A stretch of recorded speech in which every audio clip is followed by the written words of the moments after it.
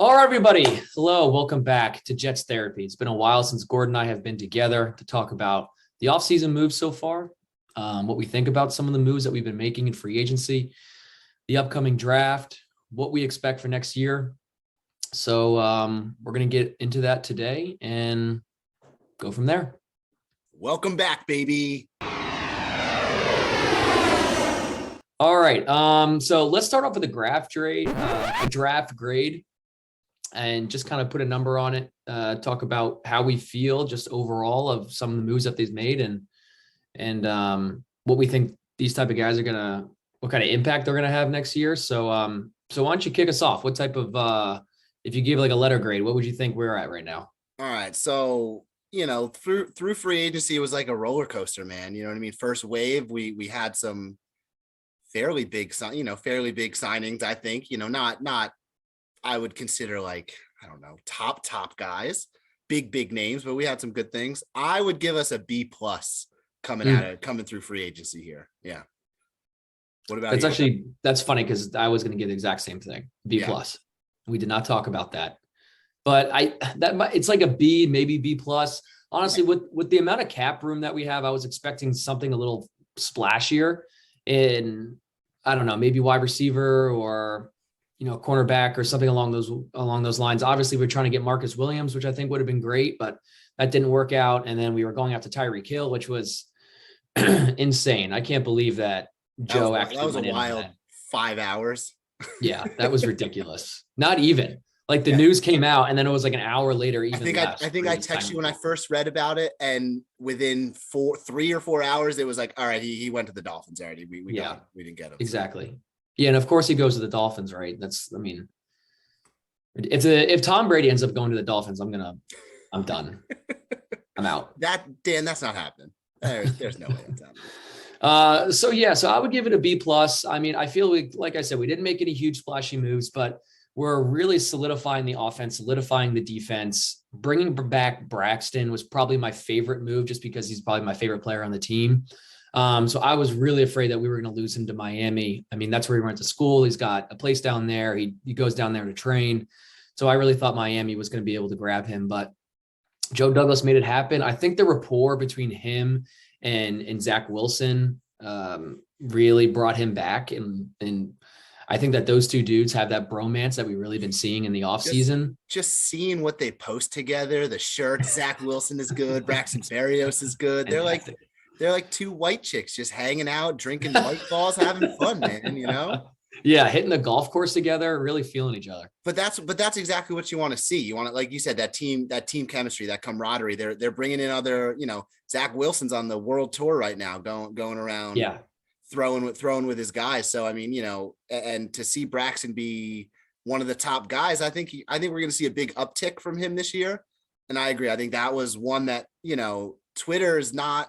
They're not that high on Braxton Berrios, but yeah, to have a safety blanket like that and safety blanket and a big special teams guy, you know what I mean? He was a no-brainer in my opinion to come. Oh yeah. I mean, he provides so much more value than just in the slot. And I mean, like you said, he was a huge third, fourth down guy last year for us. Yeah. And I mean, somebody that Zach Wilson just has chemistry with immediately, that he feels comfortable with. He's got great hands, reliable. He honestly became that guy that we were going to on every third and short or fourth and short. He was that guy that we tried to put the ball in his hands because he was literally our best weapon on offense at that time. So bringing a guy like that back, and especially what he can do in special teams, is going to be a lot of fun for next year. So I love that acquisition. I mean, probably our splashiest move, probably Laken Tomlinson, really, on the offensive line. I think so. But let's be honest, that's where we need it. Like you said, I think you said, in the beginning, we were a little upset. I mean, I agree with you. I was a little upset not to see a bigger cornerback name, like defensive back name. I mean, Whitehead is a big name, but Laken Tomlinson, man, stud, all pro. Yeah, he is. Interior, gonna move over to left guard. So making Vera Tucker switch. But I mean, I'm real excited for that, man. That's what we needed. And now some of those guys that did start can be backups. And I think that's where they'll really thrive. You know what I mean? So yeah, my favorite part of Tomlinson is honestly his injury history, where, I mean, the dude just never gets hurt. I mean, he's been on the field. I think he missed like one snap or something along those lines because his shoe fell off like 3 years ago. That's Like, bringing back like Brick. Remember DeBreckashaw Ferguson, man? Never, yeah, of course. Of just course. bringing that's what you want. You want that rock solid And with continuity our on the injury offensive history as a Jets franchise, like I mean, we're just known now for dudes getting injured. Don't say it. Don't say it. Knock on some wood, Dan. I have to talk about it, dude. This is Jets therapy here.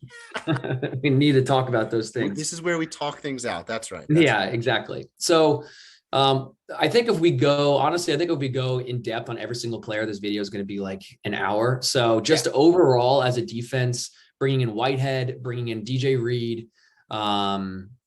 Jacob Martin, not a big name, but another not solid. huge. Like we love to, as we saw last year, we love to rotate that D line. So yeah, and then who was it? Solomon, something along those lines. I forget where he's from, but he defensive end from the Raiders. Yeah. So he's coming in. He said this is the first offseason where he hasn't felt like he's dealing with some sort of injury. So he's super healthy. Obviously, I mean, a guy we forget about, Carl Lawson, because we didn't have him all last year. He's basically a free agent signing at this point. You know what I mean? That's a dude who is a little bit of a question mark because we don't know what he's going to be after that injury. But if he returns to even 75, 80% of his previous form, then we're going to be in really good shape. Yeah. So hopefully he comes back and he is able to attack just like he did before.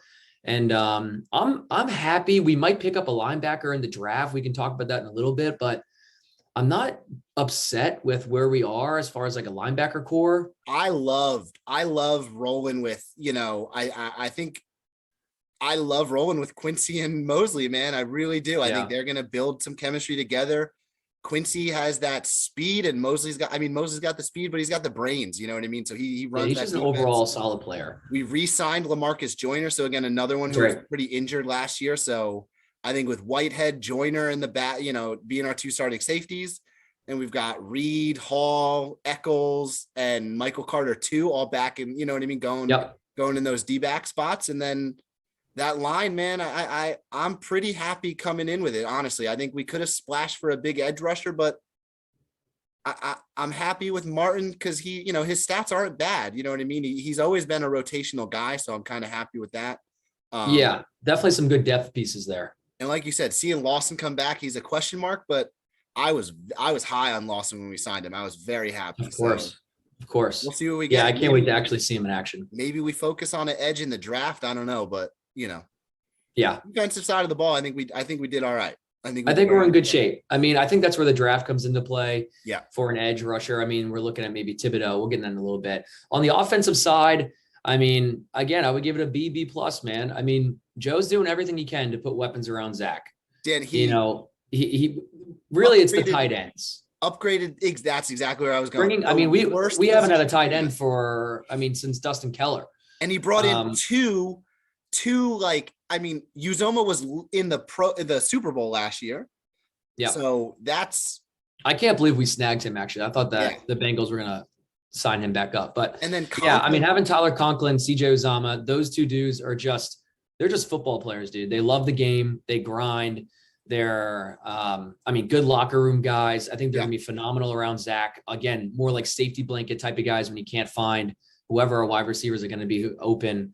I mean, they can block on the line and then they can dish out, catch 5-yard passes. And those dudes love to run after the catch too. Yeah. Both of those guys. And they're real bruisers. So I can't wait to see them in action. That tandem is probably my favorite pickup of the offseason. It brings me back, Dan. I failed an econ class, econ 100 at LC. I failed it. Got an F. That was our tight end crew last year. Retook that class. I got a B+, baby. And that's exactly what Douglas did. Upgraded, retook that tight end class, that TE 100. Dude, Conklin and Uzoma, I'm pumped, man. And I think that's the biggest thing I look at the players we brought in and re-signed is the culture, man, that they brought in football guys. And that's what has me most excited. And that's what Saleh and JD have been preaching this whole time is the culture that they're literally going to be changing. And I mean, this is what they said even through last year is we're not trying to make these splashy signings and give everybody or give one person a ton of money and just kind of hope that guy pans out like a Le'Veon Bell type of move. Yeah. I mean, we brought that guy in and we're like, this is the type of guy who just needs to uplift our offense. And if it doesn't work, well, then we're going to suck. And that's exactly what happened. It did not work and we sucked. Yeah. So, I mean, I think we're being extremely smart. I would still love to see some sort of a splashy wide receiver. Tyreek Hill was that would have been a pipe dream. Even thinking about that potentially being an option for us. I mean, nobody thought he was going to leave Kansas City. And then in a half hour to an hour span, he's gone. He's on the Dolphins. So he always wanted to be there. We never really had a true shot at him. I mean, I think that it's ridiculous that we were able to potentially get him without giving up the number 4, number 10 pick in the draft. So more Joe Douglas magic there that he was able to work. It came out. He had, from what I read, Kansas City accepted our offer, accepted Miami's, and it was up to him because he had a no trade clause. And if that's where you live, that's where you make less money on income tax, then you know what? No one can blame him. And honestly, he doesn't fit that. To me, he doesn't fit that culture that we're trying to build. You know what I mean? And that's kind of where I was a little surprised by it. And I kind of sat back and was like, let's just see how it plays out. Because you're not going to turn down a player like Tyreek Hill. He'll take the top off of any defense. Exactly. But I'm also not going to like cry over spilt milk with not getting him. You know what I mean? I'm not upset about it. So. And it's not over. So, I mean, amongst, obviously, I feel good, not great about, I'm still excited. I feel excited about the wide receiver core right now and just in the tight ends that are coming back. I think it's going to be fun to watch. We'll see what happens with Keelan Cole. I still think that we potentially bring him back at some point in the offseason. He's been quiet a lot, all quiet. Well, he's a free agent. So we'll have to see what we do with him. I hope we bring him back. He's a good locker room guy. But again, we'll see what we have to do in the draft to continue to give Zach weapons. But amongst the guys that are left in the wide receiver room, who do you think is our potential best bet? Or I'm sorry, are available in free agency? Who do you think is our best bet at bringing in, or who's like your ultimate guy that you want to bring in?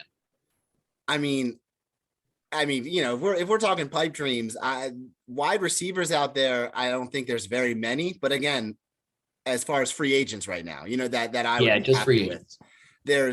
There's players I think that are open to trade because they're up to, their contracts are up in next year and the market's going wild. So, right. I mean, you hear about the DK Metcalfs, you hear about AJ Brown, Brandon Cooks as a possibility.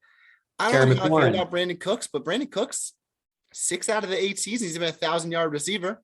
Dude, 28 he's got a lot going for him. I think, like you said, looking at our wide receiver crew, I'm pretty. We underperformed last year, but I think Corey Davis has something to prove. I think, dude, he's got a lot to performed big time last year. So he's got a lot to prove. Elijah Moore is going to be a 1,000-yard receiver this year. He's a stud. If he stays healthy last year, he is our only 1,000 wide receiver. You know what I mean? Yeah, I agree. Mims, I don't know. We got him under contract unless he's going to be trade bait. You know what I mean? Then we'll see. But out of those 3 big ones, Cooks, Metcalf, or AJ Brown, who do I want more? Probably AJ Brown is my dream. I thought DK for a long time, but DK and AJ both played with more. So I think AJ Moore is a little bit more of what we want, but I don't know. I'd be happy with really any of them. AJ Brown, I mean, he's the guy for me as well. I mean, he gives you that true number 1. He opens up the offense. He'll get double covered. I mean, he's a guy that just completely changes. He's like in that category of like a Devontae Adams, Tyreek Hill, like, top 5 type of wide receiver in the league. He's not going to get that type of money. I could see him getting $24-25 million a year. Yeah.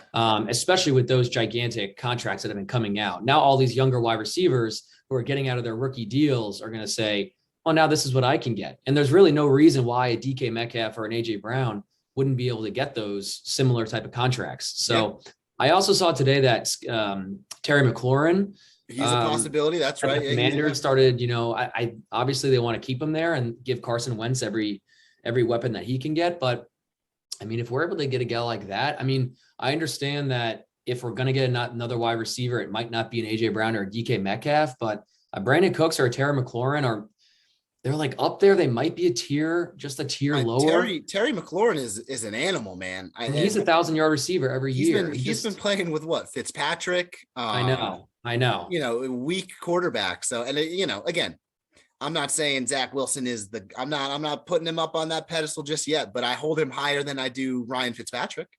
Yeah. So, Exactly. And So I'd love to see one more move in free agency where we could get a Brandon Cooks and honestly a Terry McLaurin. I'd be so happy with, because I think that we can get them at a decent price too. Yeah. And then we can still draft a wide receiver.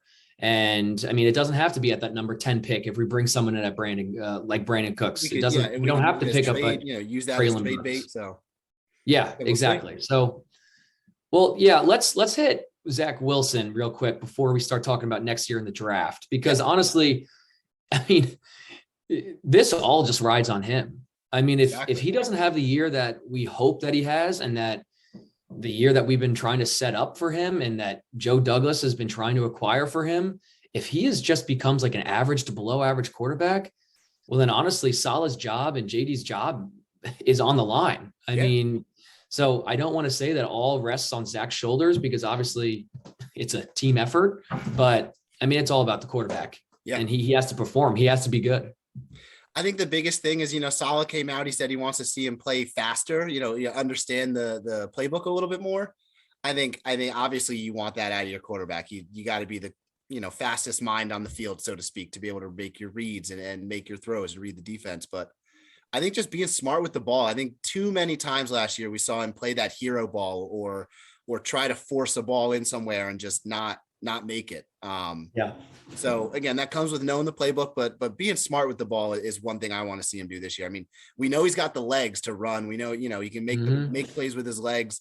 He's got a cannon, but it's between the ears is what we're worried about now. You know what I mean? And I think he's got that. I think he's shown flashes, but we said the same thing about Sam Darnold, and he's rotten in Carolina right now. So what scares me about the whole Sam Darnold experiment is that like he made that big jump from year 1 to year 2. He was like giving us that hope as a quarterback that we wanted to see. I think in his second year, we won 7 games. So we're like, okay, we're building. And then we just but when Adam Gase is your head coach, he was never made of the right stuff. That's why I'm excited about Saleh. I'm excited about LaFleur, Ulbrich. I still like Ulbrich, despite us having the worst defense in the league last year. So, I mean, if you just raise our defensive perspective to just being like average next year, just have an average defense. Then we did all right. I mean, I think we can win. Well, we'll get with projections when we finish up. But a lot rides on Zach Wilson's shoulder. It's just like you said. He showed those moments where he was able to reel it in. He started the season like, I think literally the first 4 games, he was just like, can I do what I did in college in the NFL? Can I just sling it? Can I just be a gunslinger? Can I rely on my raw talent? And he realized, no, I can't do that. I will be the worst quarterback in the league if I do that. Yeah. He got hurt, which was probably the best thing for him. He's able to take a step back. That Sam Darnold mono moment, Love that. Just take time, take a break, man. Therapeutic. I love it. That's right. And then he watched Mike White operate the offense for a little bit and was like, wow, maybe I don't have to throw the ball 60 yards every play. Yeah. So he took all of that into perspective. He came back and he threw, I think it was 5 games in a row without an interception. Finished the season. Last 5 games of the season strong. So. But again, they kind of simplified the offense a little bit more for him. They said, you need to start hitting those checkdowns more. He had that accuracy trouble on the checkdowns, but he was able to calm himself down, relax. I think he just holds himself to such a high standard that he was trying to be perfect. He was trying to be the hero that the Jets have been looking for. And it's just not how you win in the NFL anymore. I mean, yes, but it's more complicated than that. Yes, there needs to be a lot more pieces to assist him. But yeah, I'm excited to watch him play. I think he's going to make that big jump. And I think we're playing competitive football next year throughout the season. I hope so. And I mean, one thing we didn't really talk about is we're bringing back the same quarterback room. So, I mean, all that improvement we saw at the end of the year, we know we got reliable backups in Joe Cool and Mike White. So, I mean, I'm very happy with the quarterback continuity coming into this season. So, yeah, I agree, dude. All right. So that we don't continue to run on in this video like we have in the past. And let's start to get into the draft, and maybe we can just keep it to who do you want at 4? Who do you want at 10? What's your best case first scenario? Round. Let's talk about first round. Let's just stay first round. And then if we want, we can talk about the 35. And I think we have the 38 later on, which I can't believe that we have. I didn't realize how high we are in the second round until like a month or 2 ago. Which is just super exciting. 69, baby. Don't start. So what are you thinking? What do you like at 4? What do you like at 10? Oh, Dan, I bounce it back in my head all the time. And again, a lot rides on what we, leading up to it. Can we get one of those big name receivers? But I think still I want a receiver and an edge. Okay. And I'm looking at I'm not a Kayvon Thibodeau hater, man. I want Kayvon Thibodeau. And then you know what? No, I'm changing my mind right now because I bounce back and forth. I want an edge and a cornerback. You sound like a true Jet fan, man. I want an edge and a cornerback. I want Sauce Gardner. Man, loading up on defense. Kayvon Thibodeau. That's what we need, Dan. That's what we need. So I want cornerback and edge. If we got any comments on any of our videos, you'd be getting scorned right now. I think. I know. That's not true. That's not true. Actually, there's a lot of people that are going defense in the first 10. I want it because I think Jameson Williams will slide down a little bit because he's hurt. I don't know. I agree. The draft class is fairly deep, so we might nab a decent wide receiver in the end, or on the second round, I should say. But that defense needs help, man, and I think a cornerback and an edge will help us out immensely. Imagine Lawson and Thibodeau as bookends on that defensive line, man. That'd be fun. That'd be very fun to watch. What about you? What are you thinking? I'm going to try to be as realistic as possible and not talk about like a potential getting an AJ Brown during the offseason. I honestly think realistically that we can trade one of our second round, maybe the 38. It's 35 and 38, right? I think that's what we got. I think so. Yeah. They're fairly close. I know that. I think we could literally or realistically trade the 38 pick for Brandon Cooks with maybe some other stuff. And they said, Houston came out and said we would want a second rounder for him. Yeah. So if we could pick him up in the offseason, so let's say we add him, then I like Thibodeau at 4. I know that he's had these is his desire to play the game there. Does he give up on plays? Does he have the fire that we want? He's kind of like a jerk in the locker room. Yeah. Like all of that stuff I'm not buying. When you get to the NFL, it's just a different animal. So I like Thibodeau at 4. I think we grab him if he's there. And then if we're able to get Brandon Cooks in the offseason or Terry McLaurin, which is a lot more realistic than a DK Metcalf or AJ Brown, then I think we trade down at 10. Okay. And because there are some wide receivers there, this is a decent wide receiver class. And like you just said, I like Williams. Jameson Williams. Yeah. Yeah, Jameson Williams. Thank you. I like Jameson Williams. I think that he goes first round, but I don't think that he goes top 15. Yeah. So I think that we can trade back with somebody who might be quarterback hungry. Maybe someone wants to grab Malik Willis. I don't know what, but I think that there's a potential for us trading back, picking up Brandon Cooks, and then getting that Jameson Williams later on. I like that. If you were to look at a Corey Davis, Elijah Moore, Brandon Cooks, Jameson Williams, who will be ready by the start of the season, that would just be, that's phenomenal. Pretty good crew right there. That's almost all you can ask for. And then you have Berrios, Keelan Cole, Vincent Smith was not that bad. He could catch some balls. Those are just kind of obviously depth pieces, but yeah, I would love that. If we're not able to trade back, if we don't get the wide receiver that we want, I think that I like Treylon Burks, and I like Wilson at 10. I think that those two wide receivers are going to be able to provide us with the speed, the strength. Wilson's a little more undersized, but he's just an all-around stud. It's tough to say he's a can't miss type of guy because a lot of wide receivers do miss in the first round, just statistically. I'm not a big, what's his name? Drake London. I'm a big fan of him. I like his size. He's like a basketball type player. I love his size, obviously, but I don't know. I'm not a big, I saw some of his highlights and just his personality. I'm not sold on him. I'm not sold on him just yet. I do think he's one of the top 3. I think when healthy in my order, it's Williams, Wilson, London. Yeah. I know from what I've read, we're high on Treylon Burks. So, we've met with him a few times, which is interesting. Maybe he falls to us. Maybe we draft him at 10. I don't know. But before he got injured, Jameson was my choice. I would say draft him at 4 if we had the chance. But after he got hurt, we'll see what happens. But Garrett Wilson, like you said, is up there. Burks is up there too. But again, I'm not too high on London. So we'll see. Yeah, I'm not too high on him. So if we're not able to get a wide receiver in free agency, then I think we go edge, wide receiver. Yeah. And there's no other reason to trade back. But I could still see Joe. I mean, dude, what the hell do I know? Do I know more than Joe Douglas about a draft? I mean, this is two idiots talking about, what we think the Jets need to be doing. So That's why we do it. That's why we're here. We're talking to So him. Obviously I put a lot of trust in him. I put a lot of faith in him. He really hasn't made almost any moves where I've been upset at. This year. This year. No. Sorry, this year. No. Yeah. This year. This year, no. I have truly agreed with every single move that he's made. I'll agree with that.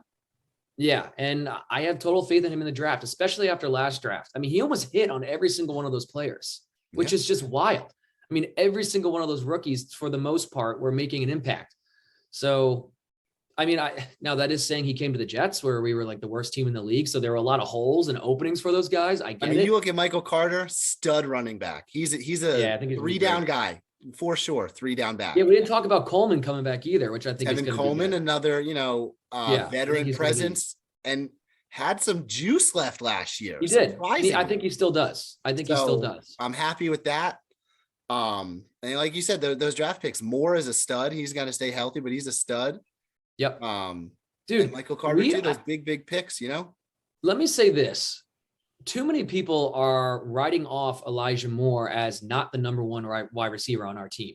That dude could easily come in next year and catch for 1,200. If again, Zach Wilson needs to be there, but I think that he could truly be a 1,200-yard wide receiver. Yep. I think that he could catch 9 touchdowns. I mean, he could easily be our number one next year.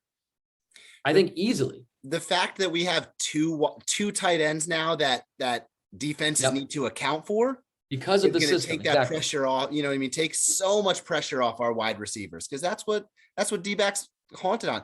Who cares if Ryan Griffin catches a ball? You know what I mean? Like, and that's it. Who cares? The fact that we got any production out of our tight ends last year is. I have a lot of faith in LaFleur as well. I'm just like super excited. LaFleur, baby. I'm super excited about this upcoming year because like there's not many pieces of our team anymore where I'm just like dreading. Yeah. And that's a scary feeling. That's also the delusions of the Jets fan. I mean, that's like it's the ridiculous up and down, and we're riding high right now. We're going up that roller coaster. Again, it's Jets therapy, man. We're not here to hate. That's right. Well, we are sometimes, but yeah, I honestly even we had the worst defense in the league, and I still like Ulbrich. I don't know what it is about the dude. I think he's just he's got a really good looking beard, dude. He looks backwards hat with the beard. What a stud. Love it. So Saleh, LaFleur, Ulbrich, JD. I believe in those dudes. I think we're heading in the right direction. Huh? Ron Middleton, come on, man. Oh, dude, how could I forget the tight end coach, Senior Bowl coach? Woo! What a stud he is. Yeah, dude. So, all right, give me your projection for next year. What do you think the Jets at the end of the year? Over under. How do you think we finish? Over under wins. Just give me your actual prediction. Wins, losses. Oh man. Oh, Dan. Well, do whatever you want. If you want to just do over under, I don't care. I think we're a 7-10 team.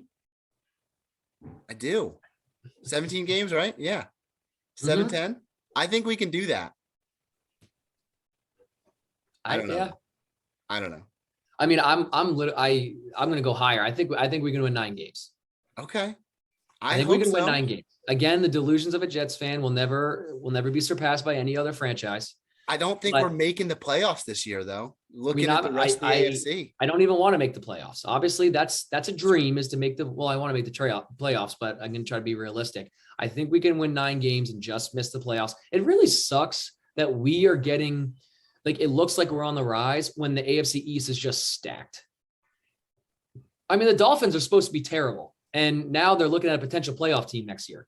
I'm not sold on the Dolphins. I don't know. I'm not sold on Tua.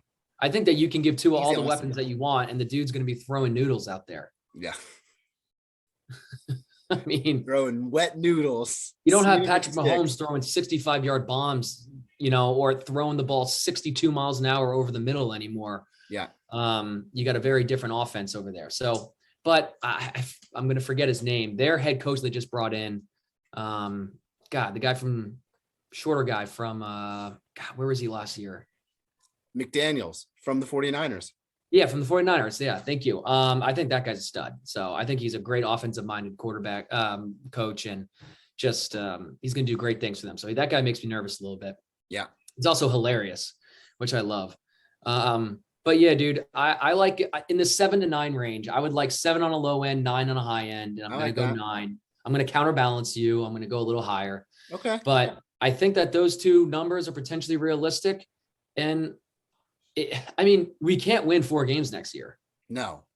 I mean, and if we do, I don't know. I don't even know what you do. If we win 4 games next year because of how high I am right now on the Jets, I don't know what is going to happen to me emotionally. I will express it. We'll cross that bridge. About my emotions. We'll cross that bridge if and when it comes. That's what men do nowadays. We'll back off that ledge for now, but it's a steep one too, dude. There's no coming back from it. It's a possibility because of the old JETS, baby.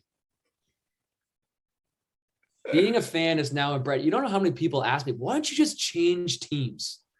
And nobody understands a Jet fan like a Jet fan.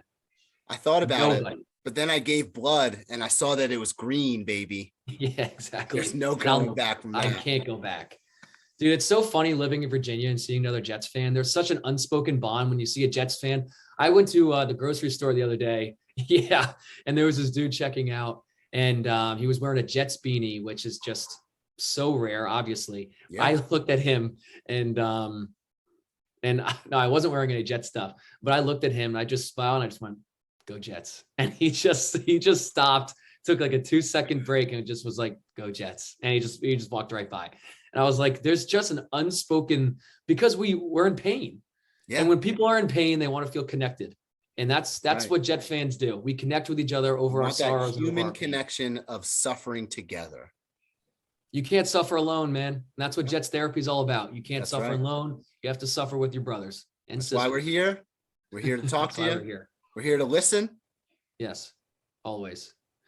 All right, man. Let's wrap this up. I think we kind of hit a lot of different points here. Yeah. And overall, I'm excited for next year, and I'm optimistic, and I want the best for our boys.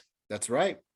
All right. Well, yeah, we'll see you guys soon. We'll meet again back after the draft, talk out, hash out what we got, and we'll have a better picture of what the roster what we think that final roster will look like. So, yep. All right, everybody. Hi, everybody. Jets therapy. We're out. We out.